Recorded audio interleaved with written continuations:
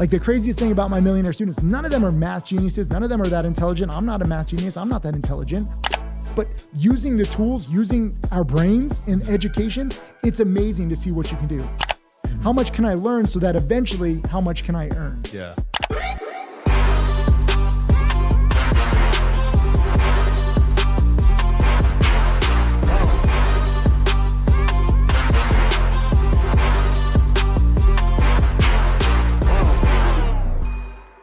Wherever you guys are watching this show, I would truly appreciate it if you follow or subscribe. It helps a lot with the algorithm. It helps us get bigger and better guests, and it helps us grow the team. Truly means a lot. Thank you guys for supporting, and here's the episode. Ladies and gentlemen, he is back. Tim Sykes. How's it going? Hey, man. Thanks for having me on again. Good. You've probably been to like 7 countries since we last had you.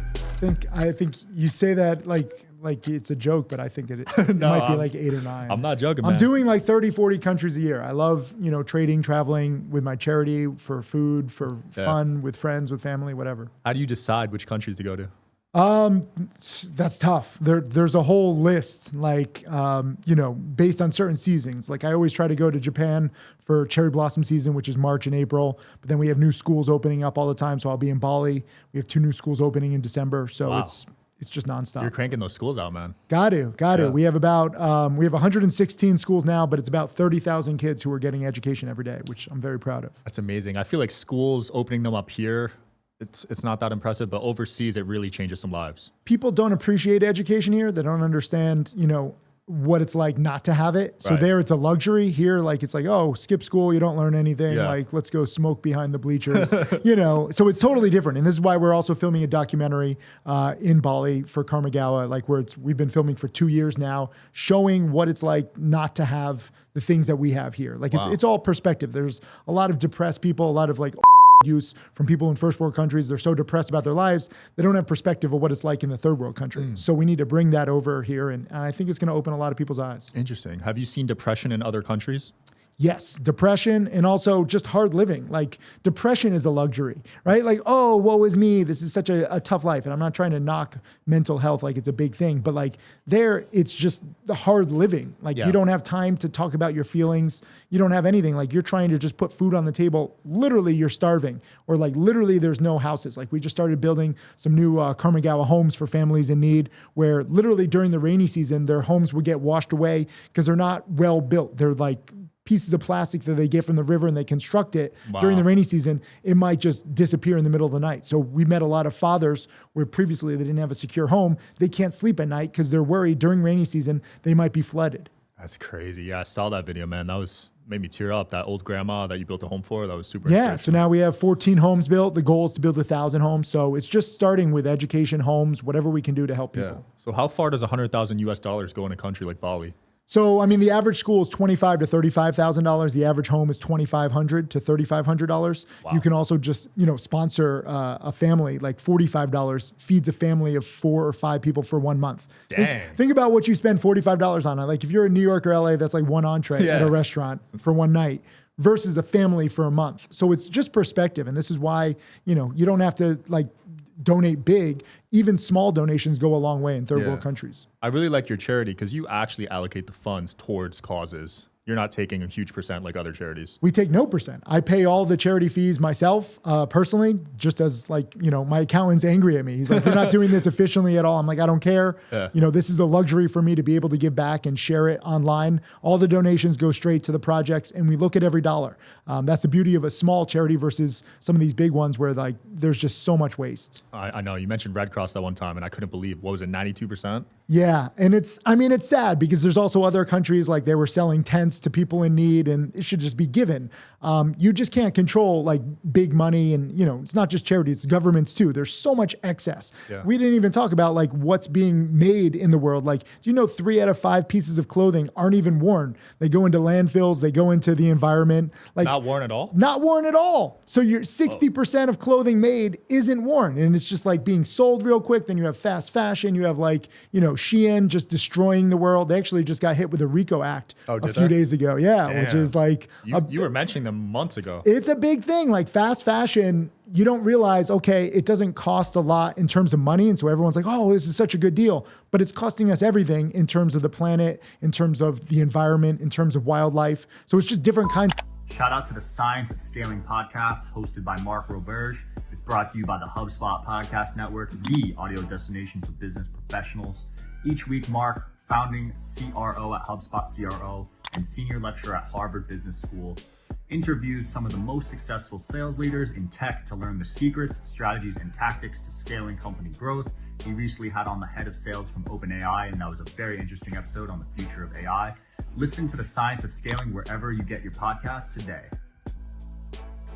Just different kinds of costs, and most consumers aren't aware. So that's why we have to talk about this. Exactly. You're a big believer in preserving the environment. Are you a believer in this global warming trend? I mean, I see cases for both. I don't think we're going to fix it anytime soon. Unfortunately, like we can make promises. A lot of countries have made promises. They don't fulfill it. Like, I really think that new technology is the key. Clean energy, like it's amazing what solar is doing, what wind is doing, but we're so far from that. So it's a question of like, are we destroying ourselves too fast versus is technology improving fast enough? I think we have a better shot at improving technology and education, making it widespread. I think that's going to really have an impact because technology gains can be so huge. Like AI is just beginning. I'm so excited to see what AI can do in terms of medicine, in terms of, the world, and in terms of finance too. Like we're just starting with my own teaching for the stock market. Like we're getting into AI. It's amazing the data and just the analysis that us humans, we fall behind because we're not robots, we're not machines, and it's crazy. So I think AI is probably our best chance at fixing the world.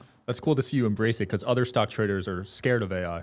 I mean, you can be scared, but like, what are you going to do? Like, I see there's a debate. Are you for it or against? It's happening whether you like it or not. Like, it's like a debate. I feel like when talkies came out in Hollywood and silent movie stars were like, we're protesting against these talkies, silent movies forever. And then they just got wiped away. Yeah. Or like, horse and buggies. And like, you can have like a horse and buggy. And when cars get introduced, be like, no, we don't like these electric monsters. We're sticking with the horse and buggy. You're wiped out. Like, we're going to keep evolving with technology. So you either go with it or you get left behind. It's your choice.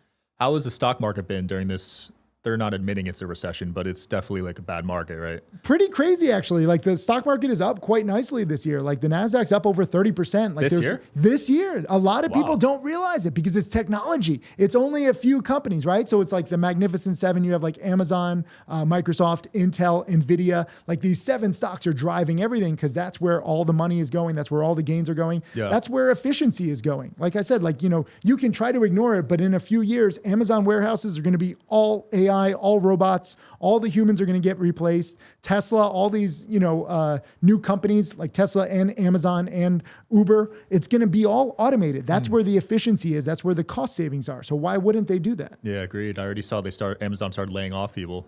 It's going to happen even more. So again, you as an individual have the choice. Are you going to have like a manual labor job where you're probably going to get replaced because it's replaceable? Or are you going to study? Every single person watching this has extra time in their day to study. And I'm not saying you have to become a stock trader, but study everything. Like use YouTube. We've never before had so much information in the palm of our hands. Right. But you do have to actually use it. You do have to actually learn instead of scrolling through like cat videos. Yeah. You get to choose, right? So social media can be bad if you're just like looking at like fashion trends and who can have the most plastic surgery and like look the fakest, right? Like with all these apps and you're like, wait a minute, there's no shadow going on there. Like the girls actually think that like they're fooling anybody, but you can also use social media. You can also use the internet to really change your life. I have a lot of students who are studying all my videos. I have 2,000 videos on my YouTube channel. Yep. They're all free. You have no excuse whatsoever, but you do have to put in the time. Absolutely. And you've coached thousands, if not tens of thousands of students on stock trading, right? 100%. Now over 30 plus millionaires. I just had my conference in Vegas a few days ago. It was actually pretty amazing. Over a dozen of my millionaire students spoke and they're just learning and they're just, enjoying life. That's incredible to be able to turn someone just a normal person into a millionaire. That's incredible. But it's through a lot of hard work. It doesn't happen overnight. You know, they were also all fortunate from the 2020, 2021 boom. So you got to be accurate. But I always say it's a marathon, not a sprint. All of my new millionaire students started in a slow market in 2016, 2017, 2018, but then they were ready for the boom. So I always say, like, people like, when is the next boom coming? I'm like, I hope it's like 2027, 28, 2029. The longer away it is, the more time you have to prepare so that you can capitalize. I closed some of my webinars. I was like, what are you going to do to be prepared in 2027? And people are like, how jet lagged are you? Like, it's 2023. I'm like, no, you're not understanding. You need like 3 or 4 years of constant study. Yeah. The sooner you become a master, or, you know, even have like a good footing, that's when you can really, you know, outperform. 90% of traders lose. It's not like everyone's becoming a millionaire. I'm not Oprah handing out, you get a car, you get a car, you get a car. Yeah. I just say, you get a lesson, you get a lesson, you get a lesson.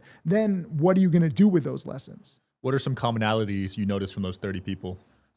They all really understood that it's the process first instead of profit. Most of my millionaire students made nothing their first year. Wow. So like, if you sign up for my program and you're spending thousands of dollars, and then like some of my top students, like Jack Kellogg, he's turned, you know, just like $10,000 into now $12 million. Yeah. But after year one, he's down like 10 grand and he's studying every day. And you're thinking like, oh, you paid Tim Sykes, you know, thousands of dollars for mentorship. You're down 10 grand. This is a scam. Right. But while you're losing small, and you know, $10,000, you could start with smaller amounts, but while you're learning small and losing small, you're learning and you're optimizing. So year 2, year 3, year 4, you have to learn how to lose small. You have to learn what not to do. You know, people don't want to do that, but like, you have to break a few eggs to make an omelet, right? Like, you can't just make an omelet and it's like perfect, especially in the beginning. And this applies to stock trading or any subject. You have to be willing to be okay with making mistakes and being frustrated in the beginning. It only gets easier over time. But Jack stuck with it. Other students stuck with it. And it's amazing to see what you can do if you really fine tune your process over 2, 3, 4 years. The gains are infinite years later, but many people have a hard time getting over the hump. If you're losing, if you're frustrated, after 3 months, you're like, no, I suck, I lose, this isn't for me. But you give up too early. So there's more gains in the long run, but it's harder to get over the initial hump. Right. I love the ability to trade because you could do it anywhere in the world.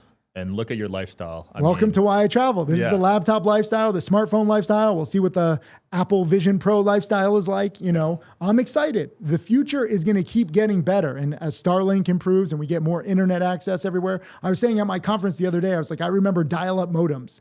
You weren't even alive. I wasn't. I've heard of it though. Dial-up modems. I'm on like my 32K, 64K modem, like, and I'm like trying to sign into like Prodigy, CompuServe, AOL. This was 20 plus years ago. I've been trading for 25 years. It's crazy. Nuts. Not a lot of people make it that long, man. A lot of my millionaire students are like 23, 24. I can't even say like you were in the diaper, like you were in the womb or like pre-womb, like your mom and dad hadn't even met yet when I started trading. Yeah. But I think people watching this, just developing a skill that you can work anywhere in the world. That is so incredible. If you harness technology, this is the most exciting time in the history of the world. If you don't harness it, it's going to be a very frustrating time. You're going to get more and more frustrated as technology moves further and further away from, you know, your unskilled lifestyle or, you know, your manual labor lifestyle. Absolutely. But the good news is we all have time. We're living longer. Modern medicine, technology, you're able to live longer. Like we forget, like there's no perspective. People forget, like in centuries past, people would only live 20, 30, 40 years. That's scary. And now it's like 70, 80, hopefully soon, like even more as more technologies come out. And so now you have more time and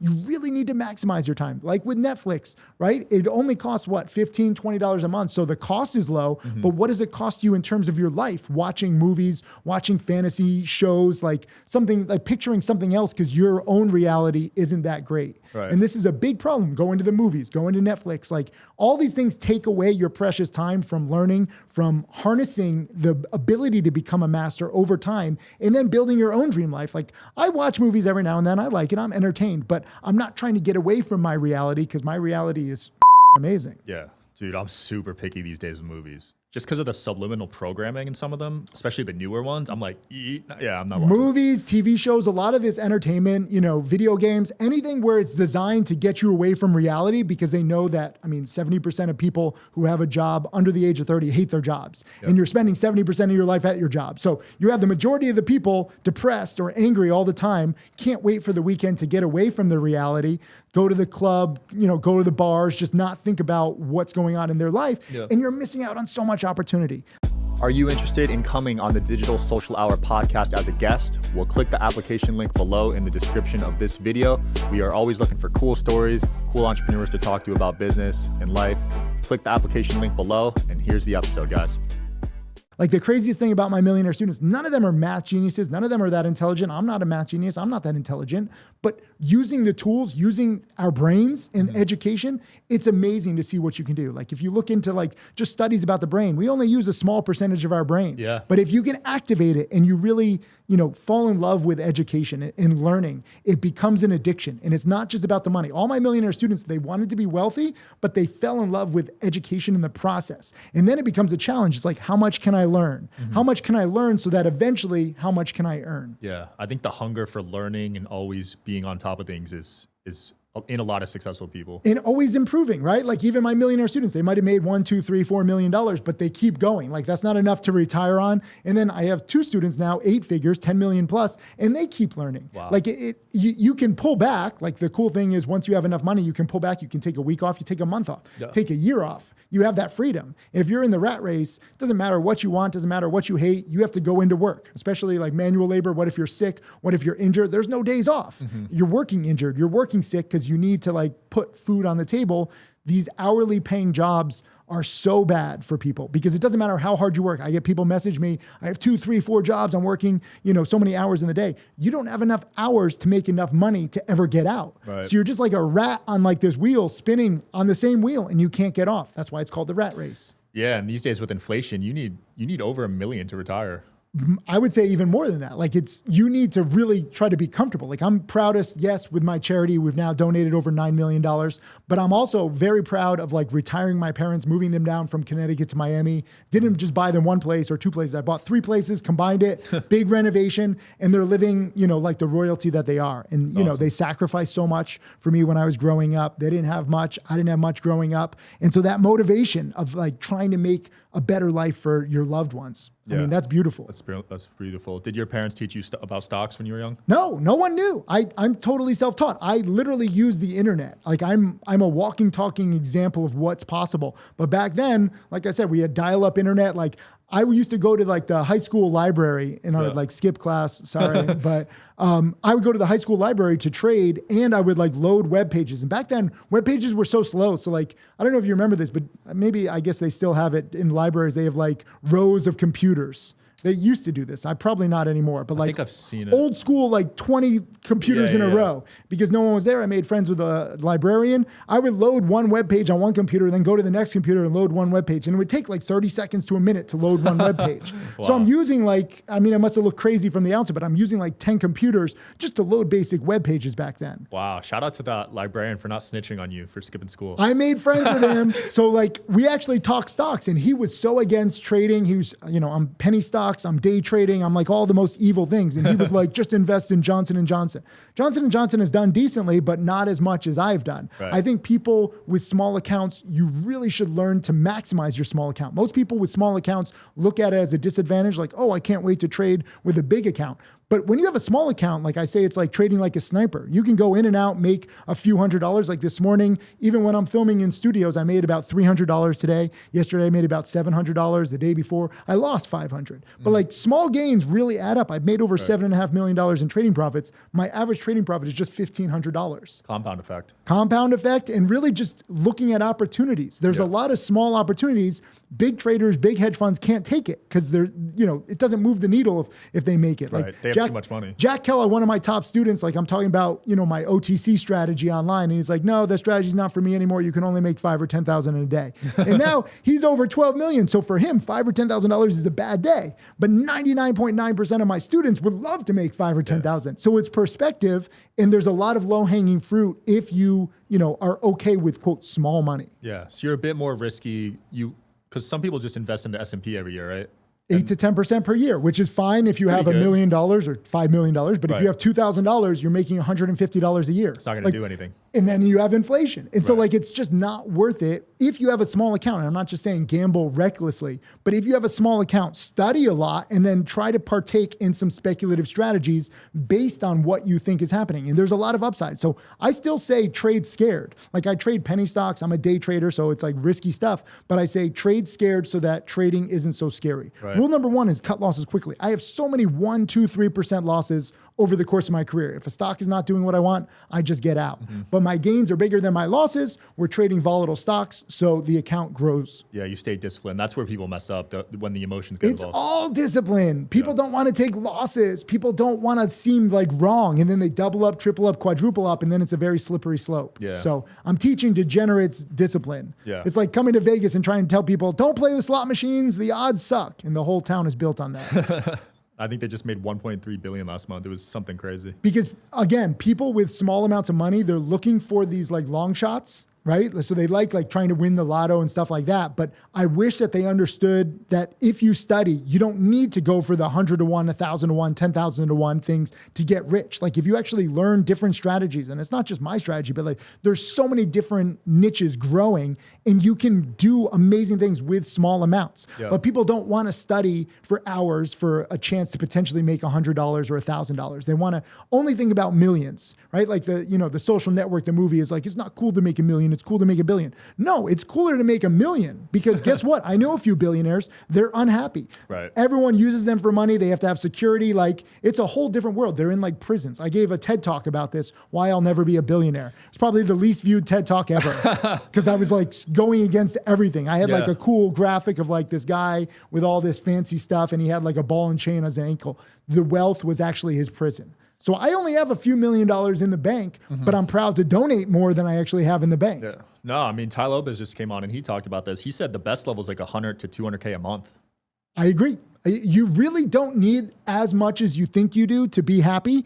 And you don't really understand how many opportunities there are. I'm not saying every job, every opportunity is going to make you 100 or 200,000 a month, but the world is growing so fast and you can literally do anything. You don't have to be like, my parents wanted me to be a doctor or a lawyer when I was growing up because that's like theoretically where the money is. You don't have to be a doctor or a lawyer. In fact, actually being a doctor or a lawyer, you can make a case that it sucks because you have to spend like a decade and 6 figures in student loan debt and stuff like that. Yeah. The world has opened up. Online strategies are amazing. And you do have to be careful because there's a lot of scams out there. Yeah. I wouldn't trust my money with anybody else. But this is why I teach. Like if you get that self-sufficiency, that's what I'm so proud of with my millionaire students. They don't like ask me for stock tips. They don't ask for anything because they've learned the process through thousands of trades. There's a lot of adaptations to become a millionaire in the stock market. But through those adaptations, you don't just make money eventually, you also get self-sufficiency and self-confidence, which is the best. Yeah. Now, I know you're big on the environment. You're on the front lines, cleaning rivers, saving endangered animals. What have you seen causing the most damage to environments? Online shopping and fast fashion. We don't realize it because it's so easy. Again, you just click and order $50, $100. Everything looks like such a low cost. But again, that low dollar cost or low whatever currency you're using is it costs more elsewhere, like with the environment, with wildlife. We, talk with this charity in Namibia, and he saves these sea lions and like they're trapped in plastic. And he has all these videos. Amazing guy. Namibnod is his Instagram name. And we're talking, and I still haven't been to Namibia. So is that in Africa? Yeah. So we want to support him, but I haven't been there. He's actually so cool. Like he's like, I was like, oh, let's plan a trip. We can like film it. We can raise a lot of money. He's like, dude, my YouTube channel's banging. I don't need any money. Help another charity. But anyways, we're still talking because it's amazing what he does. But there's so much plastic in the oceans. Yeah. And he's like, what do you think the most plastic is? What do you think? I'll ask you. Where do you think it's coming from? Water bottles? No. So it's actually like if you ever order anything online, sometimes the box comes and it's with this plastic that you can't rip. It's so hard. Like, it's like really indestructible plastic. Yeah. Like you try to rip it and you're like, come on, but you can't. You have to cut it. What you're talking about. That kind of plastic is everywhere in the oceans. And sea lions, seals, all the marine life is getting caught on that. Wow. So it's online shopping. And again, like Jeff Bezos, okay, amazing that he just donated $10 billion to the environment, but he's causing hundreds of billions, if not trillions of damage. Wait, but he uses the blue tape. Isn't that different? But it's all bad, right? Like there's different levels of plastic. I don't know, I'm sure there's technical names for this stuff. Yeah. But animals get trapped in it. I mean, animals get trapped in like plastic bags. all this online shopping, because it's boomed, especially during like, you know, the pandemic and everything, it's just everywhere. And it's in the oceans, it's on land. Like Bali's amazing, but there's still so much plastic. Bali, Indonesia, Philippines, China. I mean, even Canada, Japan is actually the #1 producer of plastic. People don't realize that. But Japan does actually a good job organizing it. They're very strict with their recycling. Most recycling is crap. Like less than 9% of plastic is recycled. Wow. And even when it's 9%, like there's so many different little parts that just aren't. So it's like really comes down to like 1% of plastic is being recycled. So where does the rest go? Just in the oceans? Oceans, land, animals. And the worst thing is it never disappears. Takes decades, if not hundreds of years. So it might go one animal 1 year, another animal like 6 months later. Jeez. And the animals keep trying to ingest it or they get caught in it. So, I mean, there's a study that says like we've like basically half of the wildlife in the past few decades. That's terrible. And online shopping's not going away. So what do you think the fix is? Technology. This is what I'm saying, right? Like, and there's great charities too. Like the Ocean Cleanup does a great job. They've raised hundreds of millions of dollars to really clean up like so much plastic. But there's so many new techniques being developed, new materials being developed. That's really the only future. We're not going to stop online shopping. You know, people aren't going to be like, oh, let me order natural for like this organic material that's like 10 times the price of like Shein. Yeah. People will always go for cost. But if we can educate them and if we can get more technology, I wish everybody watching this would just watch YouTube videos on how to create new materials. I think if everyone focused for like 2 years, we could probably come up with some new material that's so much better than plastic. That'd be cool. I was upset that 3D printers went away because I saw a lot of potential in those. So we tried a 3D printed school in Madagascar, and it's just endless problems. Like we actually, our average school is like $25,000 to $35,000. We donated $180,000 for this one 3D printed school because it was a new technology. You know, the more you use it, the cost should come down. But in a third world country, like the printer got damaged on the way. We had to send it back. It couldn't get fixed right away. And by the time everything, it was literally nearly $200,000, which is just tough. Yeah, it's not efficient because it's so bulky, I guess. Bulky and, you know, but some technologies are going to happen and some won't. You still got to try it, right? Like I don't regret it. You know, you got to try new stuff because again, we're destroying the world at such a fast rate. We're destroying wildlife at such a fast rate. We have to try everything. Yeah. Just like with education, like, you know, I used to have all these cars and people would criticize me like, oh, why you got to post like a Lambo on your videos? And I'm like, but the Lambo is what motivates people to study. I'll try anything. Now I don't have any cars because frankly, I travel too much and it just doesn't excite me. Yeah. But I know what that means. Like you need that motivation. I think social media is great for visual motivation. If you get inspired by, you know, nice watches, if you get inspired by cars, if you get inspired by charity, whatever it is, whatever pushes you, because it's really that motivation that people need. There's so many non-motivated people out there with potential, but they just need to be pushed. For sure. Yeah, it's been great, man. What are you working on next, and where can people find you? Just go to timothysykes.com. I talk about all my charity, all my teachings, all my travels, all my adventures. It's just everything. Like I have so many projects, whether it's a documentary, I'm writing 3 books right now, trying to finish them. I have my own problems where, you know, I have too much going on. I wish I could clone myself and like, you know. That's coming. The early clones are going to be messed up, man. It's going to be like a bad sci-fi movie. I don't want to deal with that. It's also been banned by the UN. So I think only like China's working on clones and they're going to be like all like, it's not good. Like I'll wait for that, but it's not even cloning. Like I need to do more. I need to be more organized. I can teach others, but I myself am imperfect. So I need to do a better job at finishing a lot of the stuff that I take on, but it's also a lot of work. And I get interested like in helping a country, helping a charity, trying to teach, like trying to take advantage of like the stock market. Like you said, like you didn't even know the NASDAQ was up 30% this year. No idea. Because the overall market isn't up that much, but there's a hot niche with AI. Like NVIDIA is now $1 trillion company, one of the biggest companies in the world. They have an AI chip. It's basically $40,000 and everybody wants these chips. What does it do? It's just, that's how you program AI. You need their chips. They have basically a monopoly. There's some competitors, but they have such a huge lead, and they literally just doubled the prices of these chips. It went from 20,000 to 40,000, and there's still so much demand. They're being like sold like literally on the street and on eBay. There's Imagine like the auctions. margin on those too. That was it. They reported record profits, and it's amazing because it's just because their profits went up because their margins went up. Wow. But there's so much demand. we're living in a fast world. I wish I could like come through the screen and like just like smack people and just be like, study more. You can do more. Yeah. There's also toxic people, negative people in your life. You got to weed them out. You know, you got to stay positive. You got to believe in yourself. And I've seen some amazing things from people who didn't necessarily have the motivation or they didn't have the confidence in the beginning. But then once you study and you start realizing how smart you are and how capable you are, it's amazing to see the change. Absolutely. And I want that for more people. Thanks for coming on, man. Powerful message. And I can't wait to see what you're up to. Yeah. Thanks again. Absolutely. Thanks for watching, guys. See you next time.